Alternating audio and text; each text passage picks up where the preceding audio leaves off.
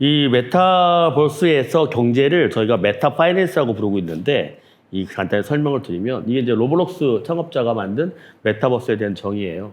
근데 여기에 보면은 여러 가지가 있지만 가장 중요한 것은 이 메타버스에서는 반드시 뭐가 있어야 되냐면 경제 시스템이 있어야 됩니다. 그렇기 때문에 관심을 다 갖고 있는 거예요. 저희가 은행 쪽 사이드에서 항상 얘기하는 것은 이 경제 시스템에서 너네가 자리를 잡지 못하면 영원히 기회가 없을 것이라고 얘기를 하고 있는 겁니다. 그래서 제가 은행을 설득해서 메타버스를 같이 하게 된 거죠. 한마디로 얘기하면 메타 파이낸스라는 게 뭐냐면 일단은 기존 자산이 다 디지털화가 되는 겁니다. 이제는 이제 아시겠지만 종이돈 잘 안 쓰잖아요. 거의 스마트폰으로 다 해결을 하고 있죠. 두 번째는 그동안에 없었던 듣도 보지 못했던 새로운 디지털 자산들이 막 등장하고 있어요. 저걸 누가 돈 주고 사겠어? 근데 돈 주고 사고 있죠. 그리고 그걸 소유하고 유통하고 하는 NFT도 등장하고 있고 토큰도 등장하고 있고 여러 가지 이제 새로운 형태의 자산이 나오고 있고 또 일단 디지털 자산에 너무 익숙한 고객들이 막 생기고 있어요. 특히 어린애들 같은 경우는 일단은 지폐, 동전 이런 걸 잘 몰라요. 심지어는 얘네들은 그냥 어렸을 때부터 디지털 자산으로 살았어요. 대부분 티머니죠.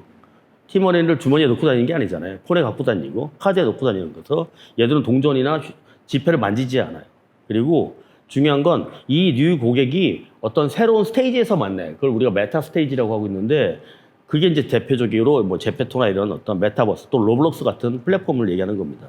그리고 중요한 건 이 디지털 자산이 유통되는 플랫폼이 생기기 시작했어요. 대표적인 케이스가 오픈시 같은 또는 기존에 없었던 업비트와 같은 거래소, NFT 마켓 막 이렇게 등장하고 있는 거죠. 그리고 여기에 뭐가 재밌는 게 있냐면 이 메타버스에는 이 뱅크가 올라가는 게 아니라 뱅킹이라는 액션들이 올라가요. 그러니까 어떤 행위가 어떤 장소나 어떤 건물로 올라가는 것이 아니라 존재는 어떤 기능으로 올라가기 때문에 이게 이제 저희는 뱅킹이라고 부르고 있어요. 대표적인 케이스가 저희는 프로토콜 뱅킹이라고 부릅니다.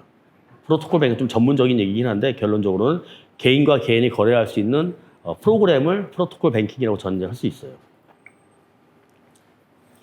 근데 우리가 중요한 건 뭐냐면 어쨌든 빨리 이 고객, 플랫폼, 뉴 금융을 선도해야 된다는 거예요. 안 그러면 이 주도권을 뺏기면 아마 더 이상은 기회가 없을 거라는 거예요. 이 대표적인 케이스가 제가 이제 은행들을 설득할 때 어떻게 설득을 했냐면 대놓고 당신네들 토스랑 카카오를 못 이길 것 같다라고 전 대놓고 얘기를 했어요. 그랬더니 은행분들이 되게 자존심 상해하시죠. 그래서 제가 뭐라고 했냐면 요즘 20대 애들은 기본적으로 토스나 카카오를 먼저 만들고 그 다음에 세컨더리 뱅크로 신한은행 건지 KB를 할 건지 결정한다. 심지어 기업은행을 얘기하면 기업은행이 은행이 아니라 배구 다니는 줄 안다. 뭐 이렇게 얘기를 한다는 거예요. 정말 놀랄 정도로 그만큼 심각하게 20대 젊은이들은 다 그쪽으로 몰려 있습니다. 그러니까 그래서 제가 뭐라고 말씀드리냐면 게다가 이제 은행도 서비스가 바뀌어서 예전처럼 마진 갖고, 그러니까 금융 마진 갖고 장사하던 시절이 끝났어요. 그러니까 은행도 자체적으로 어떤 상품을 만들어내지 않으면 더 이상 수직 구조로 가져갈 수가 없어요. 그러니까 뭐든 좀 바뀌어야 돼요. 또 은행 시스템들이 많이 바뀌고 있는 거예요. 아까 저희 모회사인 페인거가 최근에 신한은행이랑 뭘 하고 있냐면 땡겨요라고 혹시 아세요? 사이 나와서 광고하는 거. 그거 저희 같이 하고 있거든요. 그러니까 은행이 왜 땡겨요를 하냐는 거죠. 그렇죠? 사실 옛날 은행은 전혀 상관없었던 건데 이제 은행도 이런 어떤 플랫폼에 다변화를 하지 않으면 먹고 살 수 없는 시대가 온 겁니다. 특히 제로금리, 물론 이제 최근에 금리가 많이 올라갔지만 이런 식으로 진행이 바뀌고 있는 것이죠.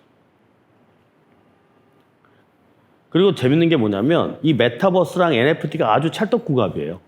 그래서 일단 디지털 유통수단이, 이 디지털 자산의 유통수단이 유일한 유통수단. 코인이 있죠, 물론. 코인이 있는데, 아시지만 코인은 약간 블러핑도 심하고, 펌핑도 심하고, 코인 하면 뭔가 도박 같고, 이런 안 좋은 이미지를 갖고 있어요. 근데 NFT는 똑같은 코인의 방식인데도 얘는 착해. 이렇게 인식을 갖고 있는 거예요. 그러다 보니까 이 NFT로는 금융거래를 할 수 있겠어? 라고 하는 사람들이 생각을 갖고 있는 것이죠. 그리고 중요한 건 얘네 NFT가 재밌는 건 또 희소 가치가 있어요. 그래서 재밌는 걸 보유하고 있으면 이게 나중에 돈이 될 것 같다는 특히 그런 가치를 갖고 있고 또 재밌는 거는 얘는 또 이상하게 커뮤니티를 형성해. 이 NFT를 들고 있으면 나름의 커뮤니티가 형성이 됩니다. 예를 들어 대표적인 BAYC 같은 애들이죠. 저희 이제 좀 이따 설명한 독도버스 같은 경우도 도민권이 NFT인데 이 도민권 NFT를 갖고 있는 사람끼리 뭉쳐요. 이런 어떤 재밌는 특성을 갖고 있어요. 그리고 이제 이 토큰 NFT가 왜 젠지나 젠 알파한테 매력적이냐면 한마디로 얘기하면은 얘는 가질 수 있기 때문이에요. 예를 들어서 우리 어머니 세대, 아버지 세대가 부동산을 가질 수 있었던 것처럼 당시에는 조금 열심히 살면 아파트 다 가질 수 있었어요. 그거는 그만큼 가질 수 있는 가능성이 있었기 때문인데 최근에 아시지만 요즘 애들이 부동산을 갖는 건 거의 불가능하거든요. 상속이 아닌 이상.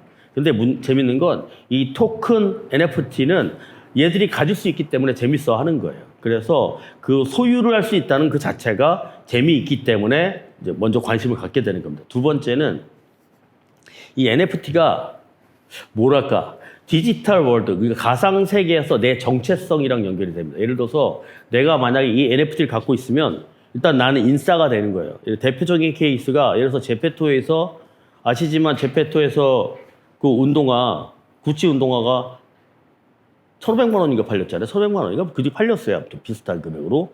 그래서 실제로 그거를 신고 돌아다니니까 애들이 DM을 보내요.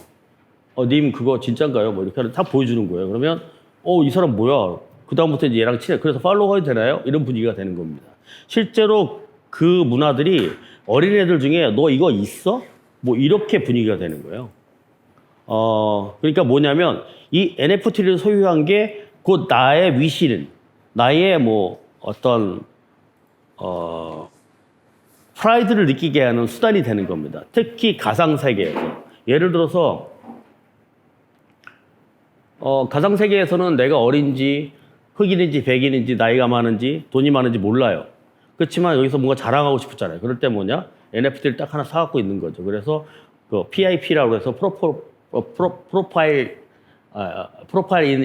픽처 인 프로파일이라 그래갖고 그 인스타그램이나 이런 데서 NFT를 딱 박아버려요. 그러면은 그게 알고 보니까 2억짜리야. 그러니까 BAYC 같은 걸 박았어. 그러면 얘는 2억짜리 정도 이렇게 살 수 있는 애구나라고 해서 사람들이 관계를 형성하게 되는 겁니다. 이게 NFT 아주 묘한 매력이기도 해요. 그리고 가장 중요한 거, 이 NFT를 갖고서 뭔가 떡상이 될 것 같다는 뭔가 기대 심리를 갖고 있는 거죠. 그래서 얘들이 이걸 하나 갖고 있는 거예요. 일단 나는 갖고 있어서 맨날 꺼내봐. 이거 언제 떡상 됐지? 뭐 이렇게 보고 있는 겁니다. 물론 아까 말씀드렸지만 지금은 마켓 자체가 죽어있기 때문에 이게 문제가 되지만 사실은 대부분의 NFT를 소유하는 사람들은 이 세 가지 요소 중에 다 걸려요. 그래서 사람들이 새롭게 보고 있는 겁니다.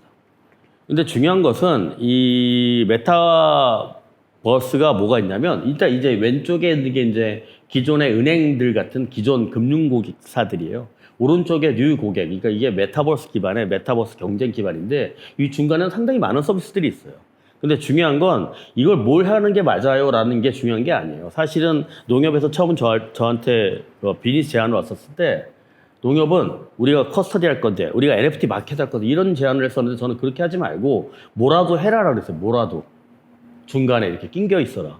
그래서 지금 낑겨 있지 않으면 나중에 유저를 못 잡는다 라고 제가 설득을 한 겁니다. 왜냐하면 아시지만 기존 금융사가 만약에 은행에서 사업을 한다 그러면 사업을 하기 위해서 기획안 올려서 하는데 3개월, 발주 받는데 한 2개월, 기획하는데 3개월, 개발하는데 6개월 걸려서 한 1년 걸려요. 근데 1년 사이에 디지털 환경은 막 변하거든요. 그러니까 지금부터라도 뭔가 해놓고 접점을 갖지 않으면 나중에는 할 수가 없다는 거예요. 그래서 제가 그거를 많이 설득을 드렸었습니다. 그리고 중요한 것은 이제는 어떤 세대라고 하냐면 예전에는 좋은 상품이 많이 팔리던 시절이 있었어요. 그러니까 상품의 질이 다른 거죠. 자동차의 질도 다르고 휴대폰의 질도 달랐어요. 그런데 이제 뭐냐면 다 고만고만해요. 상품이 다 좋아졌어. 그러다 보니까 뭐 이 차나 저 차나 별 차이 없고 휴대폰도 이제 별 차이 없잖아요. 옛날에 뭐 LG 폰 안 좋아, 뭐 이거 좋아, 뭐 애플 폰이 좋아 이랬는데 이제는 다 웬만하면 다 좋아요. 그러니까 뭐가 있냐면 이제는 제품력이 중요한 시대가 아니라 모객력이 중요한 시대가 됐다고 표현을 해요. 그래서 이 모객이 자산인 거예요. 그래서 제가 뭐 말씀드린 건 뭐냐면 이 뉴 플랫폼을 빨리 만들어서 지속적으로 그 뉴 고객, 그러니까 여기 젠지가 됐든 젠 알파가 됐든 얘들이랑 접점을 갖고 있지 않으면 은행 너네 안 돼라고 제가 말씀을 드린 겁니다. 너네라고 하면 혼나는데 뭐 그분들한테 안 된다고 했었어요. 그래서 실질적으로 PT를 하면서 저는 엊그제 금결원에서 제가 발표를 하고 왔는데 그때도 대놓고 은행 안 될 거예요. 막 대놓고 이게 좀 깠어요. 그리고 뭐라고 했냐면 이제 뱅킹 어플리케이션의 시대는 끝났다. 더 이상 MAU 왜 이렇게 모으냐? MAU 1000만이 무슨 의미가 있느냐? 그거 해봐야 아무 의미 없다. 왜? 조회 이체 빼면 아무것도 없을 거 아니냐? 제가 신한솔 S뱅크 다 만들었다 그랬죠. 그 데이터 다 봤거든요, 저는. 몇 프로인지 저는 정확히 알아요. 그게 무슨 의미가 있냐? 조회이체에서 하는 유저들이 뭐가 의미가 있느냐? 왜? 예전에 조회이체도 수수료 뗐잖아요. 이제 수수료도 안 떼, 심지어. 그러면 레비뉴를 창출할 수 없는 유저인 것이에요. 그러면 우리가 생각할 때 ROI가 안 나온다는 거죠. ROI가 안 나오는데 시스템 돌리면 돈이 굉장히 많이 들어가요. 그게 무슨 의미가 있냐 이거죠. 그래서 아까 얘기했지만 땡교를 하는 거예요. 땡교도 하고 은행에서 새로운 서비스를 계속 도전하고 있는 겁니다. 반대로 생각해 볼게요. 토스. 저는 톡스를 독사라고 하고 있는데 토스는 달라요. 토스는 숫자에 매몰되어 있지 않아요. 걔네들은 정확하게 하면 뭘 매몰이 되어 있냐면 듀레이션과 몰입도에 매몰이 되어 있어요. 그러니까 서비스에 대한 집중, 몰입, 그리고 충성도를 만드는 거예요. 그게 토스의 다른 점이거든요. 그 차이가 있다. 그래서 그거 해야 된다라고 계속 말씀드리고 있습니다. 그리고 이제 여기 잠깐 어려운 지로 트러스트라는 얘기가 나오는데 이게 뭐냐면 그러니까 한마디로 얘기하면 신뢰가 없어도 된다는 얘기예요. 왜? 신뢰라는 말이 필요 없어요. 왜? 프로그램을 그냥 서로 제어하기 때문에. 그러니까 마치 디파이 같은 거예요. 디파이는 중간에 인간이 개입하지 않잖아요. 근데 문제는 이제 FTX 같이 양아치들이 등장해갖고 그걸 수정을 한 바람에 이렇게 문제가 됐는데 사실 우리가 바라고 있는 탈중앙 디파이는 인간이 손을 댈 수가 없어야 되는 게 정상이에요.